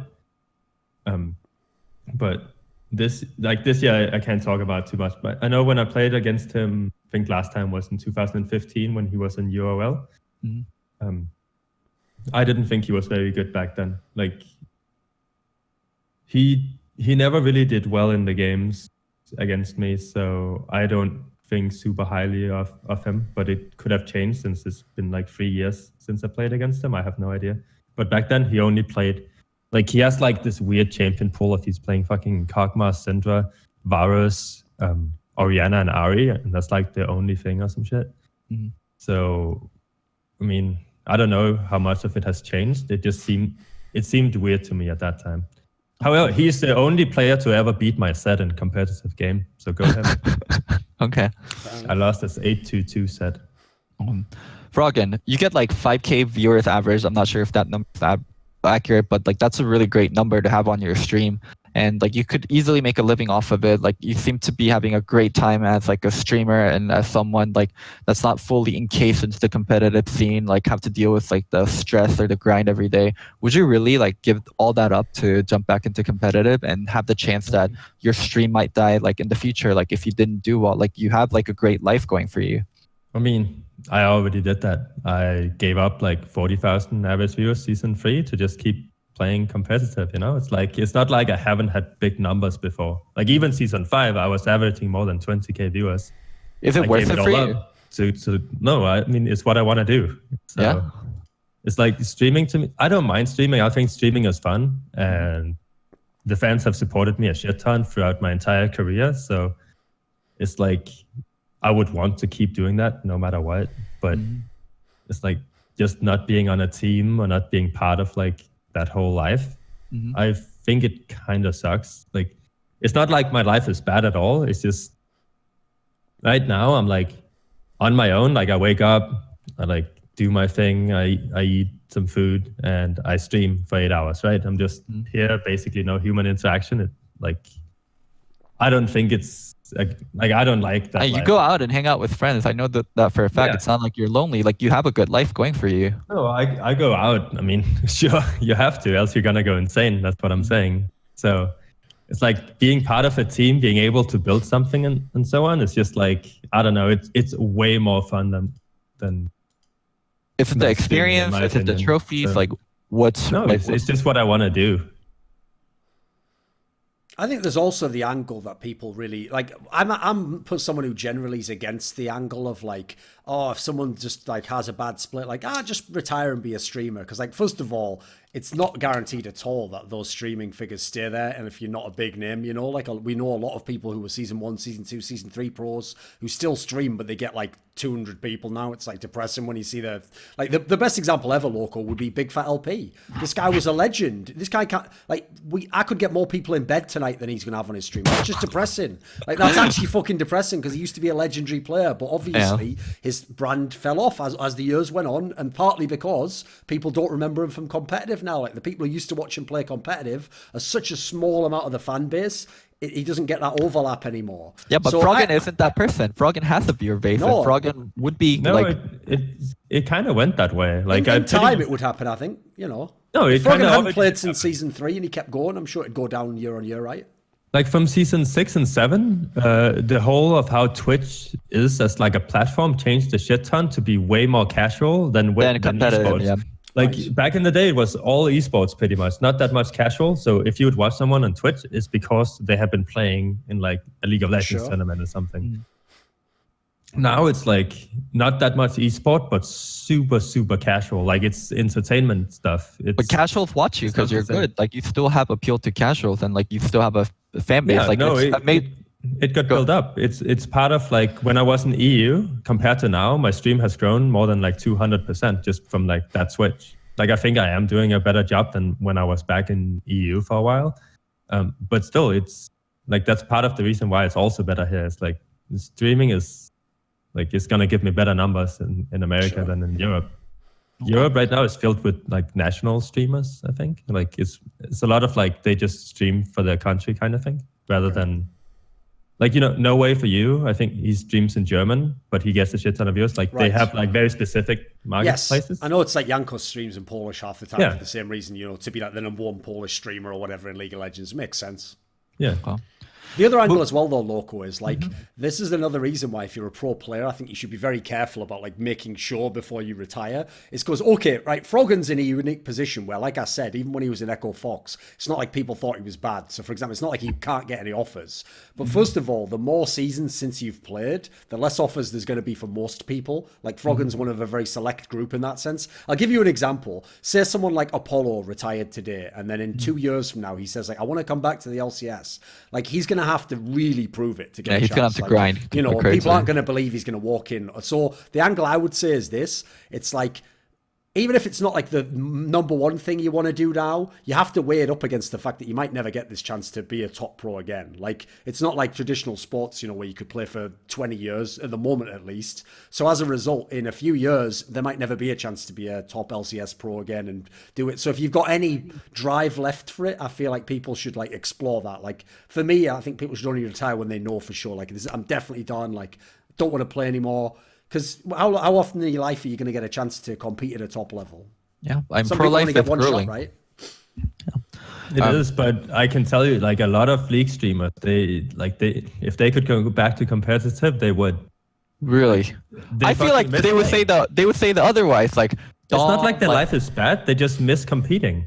Like, think about how their life is now, right? They wake up, they play fucking NA solo queue, dude. Like, they don't have what to. the fuck? They don't have to deal with the stress. They don't have to work. Local, they don't. Stressful, But at the same time, I'll give you an example. Okay, so a great example I think would be your boy Dyrus. Like, he's someone who got really burned out from streaming, and if I had to guess, as much as stress as he went through as a pro player, I bet there is a part of it which is still like, you still got something to shoot for. Like, you know, we're not in #1 position now. We've got to get to the top at the end of the split, or we've got to try and beat this rival that's better than us at the moment. Like, as much as these aren't like on a day-to-day level fulfilling reasons, they give you long-term fulfillment where it's like you've got a goal, you're trying to reach the goal, at the end you get judged on whether you reached it. The bad part about being a streamer is, yeah, it's really fun, you're chilled out, but you also then don't have those same like things driving you in life. You know, you just, every day is like, it's like if every day was just good, that would actually become a nightmare eventually. You know, you have to have some tough days. You have to have some days where you're down and you're battling back. The people that aren't professional players like have life like that are fulfilling and that they enjoy. I think just speculating, the people that aren't successful, like people that retired and have not been a successful streamer, of course they would go back to competitive. But people that are successful streamers like PewDiePie, Dominate, who else in NA or EU? I don't know, like all the successful ones, I do think they prefer the streamer life over pro life, and Froggen is like a exception where he is someone that is both successful in streaming and wants to go back to competitive. I think most people that are successful streamers would rather stay in like the streaming life. Like people talk about like quadrupling, like or even like 10 times their old salary and it being so much less stressful. Loco, can I ask you a real question? Like straight Sure. up, this is a pure blunt question. Okay. Do you actually find making more money like really like motivating and appealing? It is definitely a sense of fulfillment. A big thing was like my mom and dad always telling me like League is like video games aren't Sure. gonna make you money. Like Right. my dad's GM of Korean National Oil Company, like he would always like throw in my face like you should have this kind of life. You should Okay. make this kind of money. Like money is super fucking important. Like money allows you to provide for your family. And Sure. he like in a way like I would get berated like that I'm not taking similar paths to he did. And like Right. my older like cousins on my mom's side, doctors, like they're really successful. So like they would always like I'm coming from like an Asian family, so like money has been like somewhat of like a measurement of success. So yeah, I think like making money like validates me and I feel like yeah, this is a good path. Like I make money doing video games. Okay. Maybe not at the level of my dad, but like it is good money. Well, what's funny is I think you actually, in explaining it wasn't just money. What you want is the validation from your parents and to be like, look, I did prove something. Like, here's something you guys can understand, and I succeeded in a way you can appreciate. You know, like I made a living for myself, or this company abroad's willing to fly me out there to do it. Like really, it's the validation, right? It's like your parents understanding that you succeeded, right? Somewhat like they still think it's like shitty money. They think it's dirty money. They don't think Okay. it's gonna last. They think video games are gonna die. Eh. It's all right. Just tell your dad to call me sometime. I'll set him it. I'll tell him, Sure. listen, who gives a fuck about some Korean businessman? What, are you just another pencil pusher, are you? Making money, are you? Well, me and Loco are here making big bills from fucking esports. Do you know all those Americans on TV? Those idiots pay us money. Look, they just like listen to us talk shit. I don't even play the game. I don't even know what I'm talking about. Like that, a ball out of control. Your son's trying to ride my coattails to the top, so I'm going to take him to the very top. And when we get to the top, you better be nice to him. Otherwise, I'll come and tell you, mate. Sure, There we sure. go. We'll FaceTime sometimes. Look it up. Let's move on to off season, our favorite topic. What do we want to talk about in the off season? Froggen, what do you think about Europeans coming over to NA or like possibly Europeans leaving NA? What's your general like thought on what's going to happen in the off season regarding EU imports? Honestly, I have no idea. It's so hard to tell unless it's like inside information with what Like, teams do are you think, planning. for example, that with the franchising thing, that it'll be less the case that like loads of people go to America, or do the people who go to America go for different reasons than just the money? Do you think? No, it is going to change some. Like EU LCS being able to compete with NA salaries is like, it's a big thing. Like it's going to keep players in the EU, or at least some players in the EU. Would you have left if you could have made as much in EU? I think I would have left. It's so hard to say, honestly. Sure. I Does think the- I really like back in 2012 when I lived here for the first time. I got the feeling that I really wanted to live here again, or Right. at least try to and play in NA at some point. Which is a lot of the decision behind going here in 2016. What do you like about North America so much then? Because it sounds like it's more than just the game aspect, right? It's like something about where you can live or the environment or something. What is it? What do you like? Honestly, I just like the life here. I don't really know how to explain it. Maybe I'm being stupid about it, but it's like I feel like life here is it just seems better. Like when I see how it was think back about how it was in EU and then how it is now, it's like this life I'm living now is just much better. Haven't you I also like EU changed? too, though. Like I like both. No matter where I've ever lived, it's like I've been liking where I've been. It's just like, Right. if you would want me to pick, I would pick NA. I still liked Europe. I like living in Cologne. I like living in Berlin. Haven't you changed also so much as a person? And like compared to like if you're at this stage, if you go back and tried EU, wouldn't you have a different opinion? I mean, you know me from 2012 and I know. I also know. 2014, so you. how much. Yeah, I also know you I've from changed a now, lot. so you changed a lot. Yeah. Wouldn't you give if you tried EU again? Wouldn't you maybe have a different opinion? Yeah, I would for sure. I don't think I would like the whole aspect of not everyone speaking English. Like, it's still a foreign language, even though I'm kind of familiar with German. It's like, that's definitely like one thing that would be much nicer if everyone would just speak a language I could understand. Sticking to the theme of off season, how big is it? How big of a draw is it that now EU teams can pay the same kind of salary? And also, I know Astralis rebranded to Origin and North is out, but if you played for like a Danish team, is like European pride, like the national pride, like really big? Like people playing for like their own like national team that's owned by like Germany, team that's owned Like, by would it mean Denmark. more to you to play for the team, Like, is that- the Origin team owned by the Astralis company than just another ULCS team? Does Is that like matter a to you? huge pull?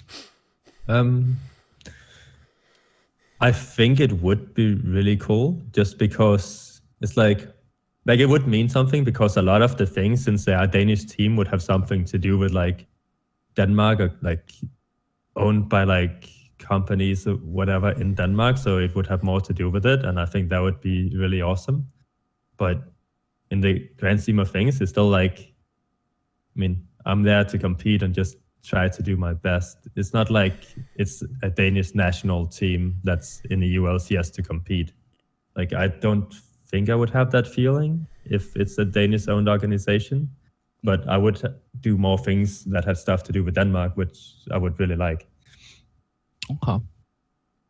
You know, that's one reason, Loco, I always had a theory as well as to why the EU teams tended to place better than the North American teams, is that since North America had money early, it actually meant that a lot of the teams were built in some way by the actual organization rather than the players. Whereas in Europe, since not many teams had like much more money than the other ones, most of the times you made teams, like the players made the team. Like let's us play together next season. Like, you're a really good player, I'm a really good player. And so you're just naturally going to get more competitive lineups because the players are putting the team together. And there's not as many restrictions, because it's not like if I go to team A, I get like 3 times more. It's like maybe I get, like €200 more. Maybe I get €1,000 more. But if the other team's better, got a better chance of winning LCS, I'll probably just go with that one, like in a weird way. I know this is like an old school topic, but I kind of felt like that naturally is what made it a bit better. What do you think about Korean imports, Froggen? And like, do you think Korean imports like that aren't very fluent hold value to North American and European teams? I think if they're much better than the competition, it's like they're still gonna get picked up. How the meta is this year, it's really hard. Like, I think it's less valuable now than in the other seasons, just because it seems to revolve a lot more about being able to communicate and teamwork than like one individual player's strength. So if you're not able to like properly communicate and stuff, because they would need to learn like another language first, it seems, I would think it's more of a turn off for teams now, like with how the game is being played. Okay. I don't think it's something that's going to be like, okay, you're never going to see Koreans get imported. Obviously, it's going to happen, but I'll do a roster bomb, and same thing as always. Like, I'll make you guys guess. So Right, the premise here is he's going to give us like a roster leak that he's discovered. That's a real one. Like, it's an actual player that's going to join a team. But what we're going to do first is, because obviously if he just tells us like that part's over, he's going to give us some clues, and then we're going to try and guess who it could be. And I will say this, Froggen, don't worry if you can't guess, mate. Like, no one's come on all the past ones. Loco's clues are terrible. He's like that kid who's playing like charades or whatever. There's some people just can't play that game. Like, you never guess from what they're doing with their hands, like whether it's a person, whether it's a bike or whatever. Like, so don't worry if we don't get it. We've never gotten it so far. Like, okay. no pressure in that sense. So come on, Loco. I'll reveal this even if you guys don't. Right, get it. okay. Give us the premise. Is Okay. it anywhere? Like, is it only NALCS? Only He'll only explain NA. that now. Okay, So so there's 2 players that they're not trying to join a team together. There's a AD carry and there's a support player that are both trying to come over to North America from Korea. They're in pretty deep talks with North American teams, and they haven't signed anything at this moment, but they are in pretty deep talks, and these talks have been going on for quite a bit. So both these players are former world champions. This is too easy. Okay, and they both play bot lane. They've never played together, but one's AD, one's support, Yeah. and they're both former world champions. I know the AD. It seems easy, doesn't it? Yeah. No, Can we confer? What? Yeah, you guys can talk. Right, Okay. Froggen, I'm guessing based on that, because unless he's tricking us, there's not that many teams have won Worlds. So the obvious ones would be Bang from SK Telecom as the AD, and then Mata as the support player, because they both, in theory, are leaving their teams. Would you have gone with someone else? Who were you going to go Yes, for? because so Bang yesterday or 2 days ago tweeted that he's a free agent looking for teams and Yeah. stuff. If he's in deep talks, he would not have tweeted that because Right. he would already be in talks with it. I think it's Piglet instead because he doesn't have a team currently and he's still in Korea, right? Is he? Or does that not count? Does that count as NA for you? I won't reveal. You guys, I mean, I'll reveal the answer anyway. Because So it you guys depends don't- because Piglet is a Korean and I Yes. would assume he's in Korea right now and he's also a world champion, right? I'll So, say this: if you guys get both correct, I'll give you guys an additional roster league. Right. Um, Mata's the definitely support- one of them, surely, though, right? Do you think it's Mata? support, I don't know. I think it could be Mata, yeah. Because the other one it could also be for that is it could be Gorilla, because it was announced that like a whole bunch of the King's Own players are Don't worry, basically when did leaving. Gorilla win Worlds? That's true. He didn't win Worlds, so who could it be then? Well, who won Worlds, right? It's Well, I not mean, going to Wolf be as well. Pumandu. Wolf could be going he's somewhere got- else, right? He could Yeah. be going to some other team. I don't know why anyone would want him, but okay, fair enough. Could be happening. So I guess we've got Wolf. Who else has even won Worlds? Because they've won 3. No, they won 2 actually. Let me think. They won 2, and then obviously Pumandu isn't around. Mata. It's not a Chinese player. Unless he's like tricking us and it's like Zero from fucking Starhoy Roll Club 2014 or something, who was technically Korean, but I don't think Loco would even know that. So it's got to be Mata for the support, I think. Come on. Who else can it be?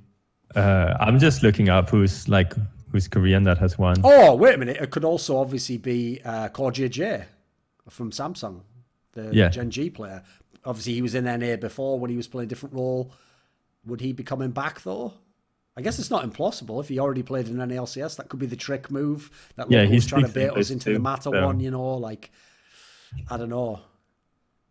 Because So I what also does- feel like, why the fuck would Mata want to join the NALCS? Like, I'm surely he could join another top Korean team. Come on. Part of me feels like it's implausible he's joining. Yeah, those are the only 3 options, right? Wolf, I Core, think the JJ, Piglet and one's Mata. not a bad guess. That's not bad. It just that's a depends on trick how Loco counts it, because if he counts like Yeah, Piglet this is- is NA what's resident, great, Loco, but he's in Korean. Like No, what I like is you've actually already figured out what I've had to explain to other people, that the game isn't really guess who it is. It's guess who Loco's brain would think it is. Yeah. And that's the hardest part of the game. It's like trying to figure out what Loco would think was a good answer to his clue. Hence why half the time none of us have been able to pick it, actually. So who are we going to go with then? Is there anyone, is there anyone else? Leaves who's gonna- like there's not that many options as AD. Exactly.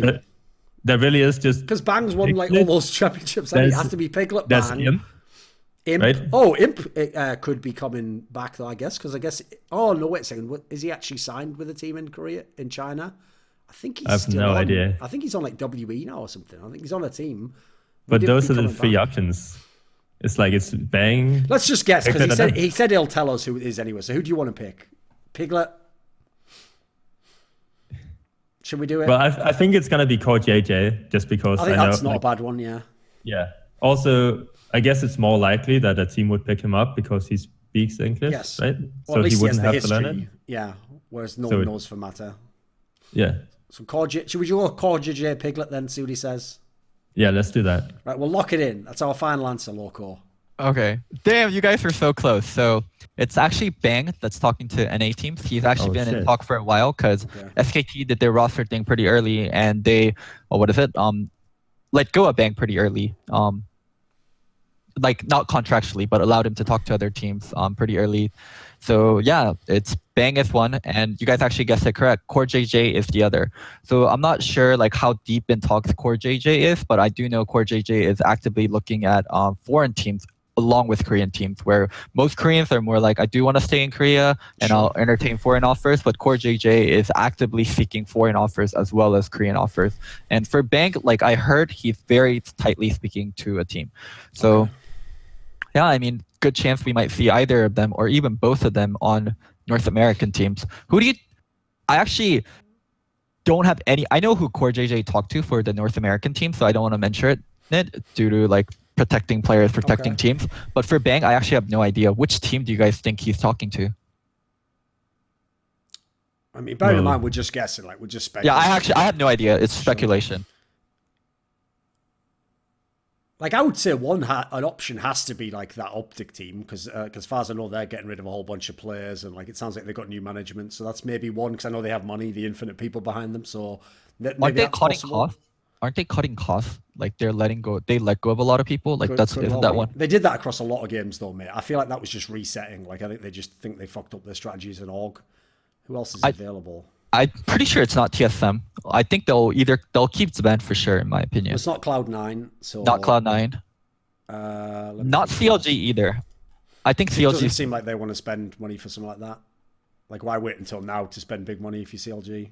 I also don't think it's TL. I think TL is the kind of team to spend money, but they would never let go of Double. Like losing Double would mean too much. So I don't think it's TL either. What do you think? The real question is if some of these teams have money. Like what about like FlyQuest, for example? FlyQuest? I think it's a possibility, but Turtle is their franchise player, and like they did content with Turtle. Like usually, like when people are doing a lot of content with the player in the off season, like they have long-term plans and they build around like the piece. Like so, it's. I mean, 100 Thieves has to be an option, right? They've got money. They need an AD carry. Yeah, so 100 Thieves was the one I was thinking of a lot because I think someday we'll go back to Korea. Yeah, but they also have Levi, right? They still have Levi, so they might want to use Levi. Yeah, because they had Ryu. Yeah. So if Ryu is not playing, then they could use Levi instead. Like if they're gonna get Bang, then they would just never be able to use Levi someday and Bang, right? So it wouldn't make much sense. Yeah, I think for 100 Thieves, right? How committed do you think they are to Levi? I mean, I have no idea. It's just like, I mean, they got him, right? And I don't know. He's rumored to be pretty good, I guess. I really have no idea. I don't think they're very committed, and I think 100 Thieves is a brand that recently picked up even more investment, and they do want to make a big splash. So I think 100 Thieves is a possible option, and from my speculation, I think someday we'll leap. So maybe Bang to 100 Thieves. That's maybe. I actually can't think of I can't pinpoint which one. I thought if I knew like all the conditions. It could be Echo Fox too. Yeah, that was the other one. Oh, they have two, but last is NA. So he's AD carry. So they have a really good backbone in Smoothie because I think Smoothie would do really well with Bang. Like he would slot in really well. It's not like they have like a new support. So I think Bang Smoothie would be really powerful. So I think it's 100 Thieves or Echo Fox. I'm on that train. I personally would go ahead and speculate, though. I don't think that Bang will have a very good time in NA because, first of all, he's played with the same support almost his entire career, who's a Korean player and someone who clearly like had a good relationship with him. And then secondly, he's going to now be playing with a non-Korean support because he's going to either have, like, as you say, like Afromu or Smoothie or someone. And even though we know these guys are good, it's going to be a very big culture shock for him. And if you've ever seen him as a player, he seems like a really emo player when like the team's losing, when people are flaming him. Like I wouldn't pick him as like a personality who should go to the West. Like it's cool that he wants to try it, but it's going to be it's a steep learning curve for players. I think he's a very Korean to me, you know. He could still. Another thing isn't. Go ahead. Didn't Huni and Bang play together? Or was that, yeah, they have. Yeah, they have played together during that finals. That would be a decent logic for it to be Echo Fox as well. Then. You know, another one. I actually think Golden Guardians is a possibility. I think Golden Guardians, if they want to make a splash and they want to go for big imports, and we do know they're a team with money, they could definitely go for Bang also. They better get more players than just him, though. He's going to be in a fucking mega Yeah, depressing of course. time in his career. They're definitely going to import more than just Bang. Like, if he thinks it's depressing being like 7th in the LCK, try being the 7th in the fucking NALCS, mate. Like, that's going to be about the most depressing position to be in, as Froggen can attest to. Unless you're a streamer. If you're a streamer and you get 7th, have a next time. Okay. What about... I'm just saying it's better than being 8th. True. What about for Core JJ? Let's not talk about which team he's going to, because I have info, so I can't talk about it without like it affecting me. How do you think he'll do back in NA? I don't know him at all, so I have no idea. That's a very tough one for me because, like, in his team in Korea, he was in the exact same lineup basically for almost 3 years. Like, they only changed the jungler. So, like, I'm always really worried about people who've only done very well in one setting of one team or one core of players, or they always played with the same guy. Like, he played with Ruler the whole time. And I think if you look at the Samsung teams they had while he was in Korea, I think mostly people would say Ruler was probably the player who improved the most in those squads. Like, he looked like he got better and better and better. So, like, I don't know who he's going to be paired with in NA, but unless it's someone like Doublelift, I think he's going to have a fucking bad time, because if he's just going to join with some okay NA AD carry, I can't really see how that's a great move for him. I mean, if he likes NA, cool, he can enjoy the environment, but I don't know. If I'm him, I would want to compete, you know, I want to win. I want to be on the best teams. Hey, before speculation gets too crazy, Reddit, YouTube, whoever's watching this, it's not 100% confirmed. They are coming to NA, but I can tell you it's 100% confirmed that they are actively talking to NA teams. Okay, there we go. All right. Cool. That's the end. And anything else you got? That's the end. You got anything else you want to talk about? Like Froggen, anything? Any final words? No, thank you for having me on the show. Okay. Thanks for being on here. Sorry you got attacked about the XFK thing. I still think you're a good player. No, I mean, I don't mind. I think it's fun to discuss. Yeah. I think it's fun to discuss. It's like, I can't believe somebody is that stupid. No. You also have to understand, Loco. You have to understand. Froggen's not going to think anyone's better than him. I told you, that's actually one of the qualities he has as a person. He just knows. Well, here's the thing. He'd probably say, like, Rookie's better than him. But, like, he's not going to tell you, like, Wilson's better than him. You wouldn't say Rookie is? No, because I've never played against him. See, this is not, Loco, this is not an exaggeration. The reason why I actually said going into Season 4 Worlds that I really wanted to see the Alliance team make the playoffs is because I actually know that is Froggen's mentality. So believe it or not, he is the only player of all the Western players who I actually have never heard say like, oh, Faker's just so much better than me. He actually had the same logic as he just used now. He was like, well, I've never actually played Faker, so we can't know who's better, which is like, that is a pretty sick mentality to have. Okay, Froggen, is there any player that's better than you that you can admit? That I played against? No. No? I really haven't played against a lot of like good players since like I haven't played a lot of international players for the last 4 years, right? When I played in Alliance, I played against fucking Goong, and I played against High, and I played against Tenomes. Like,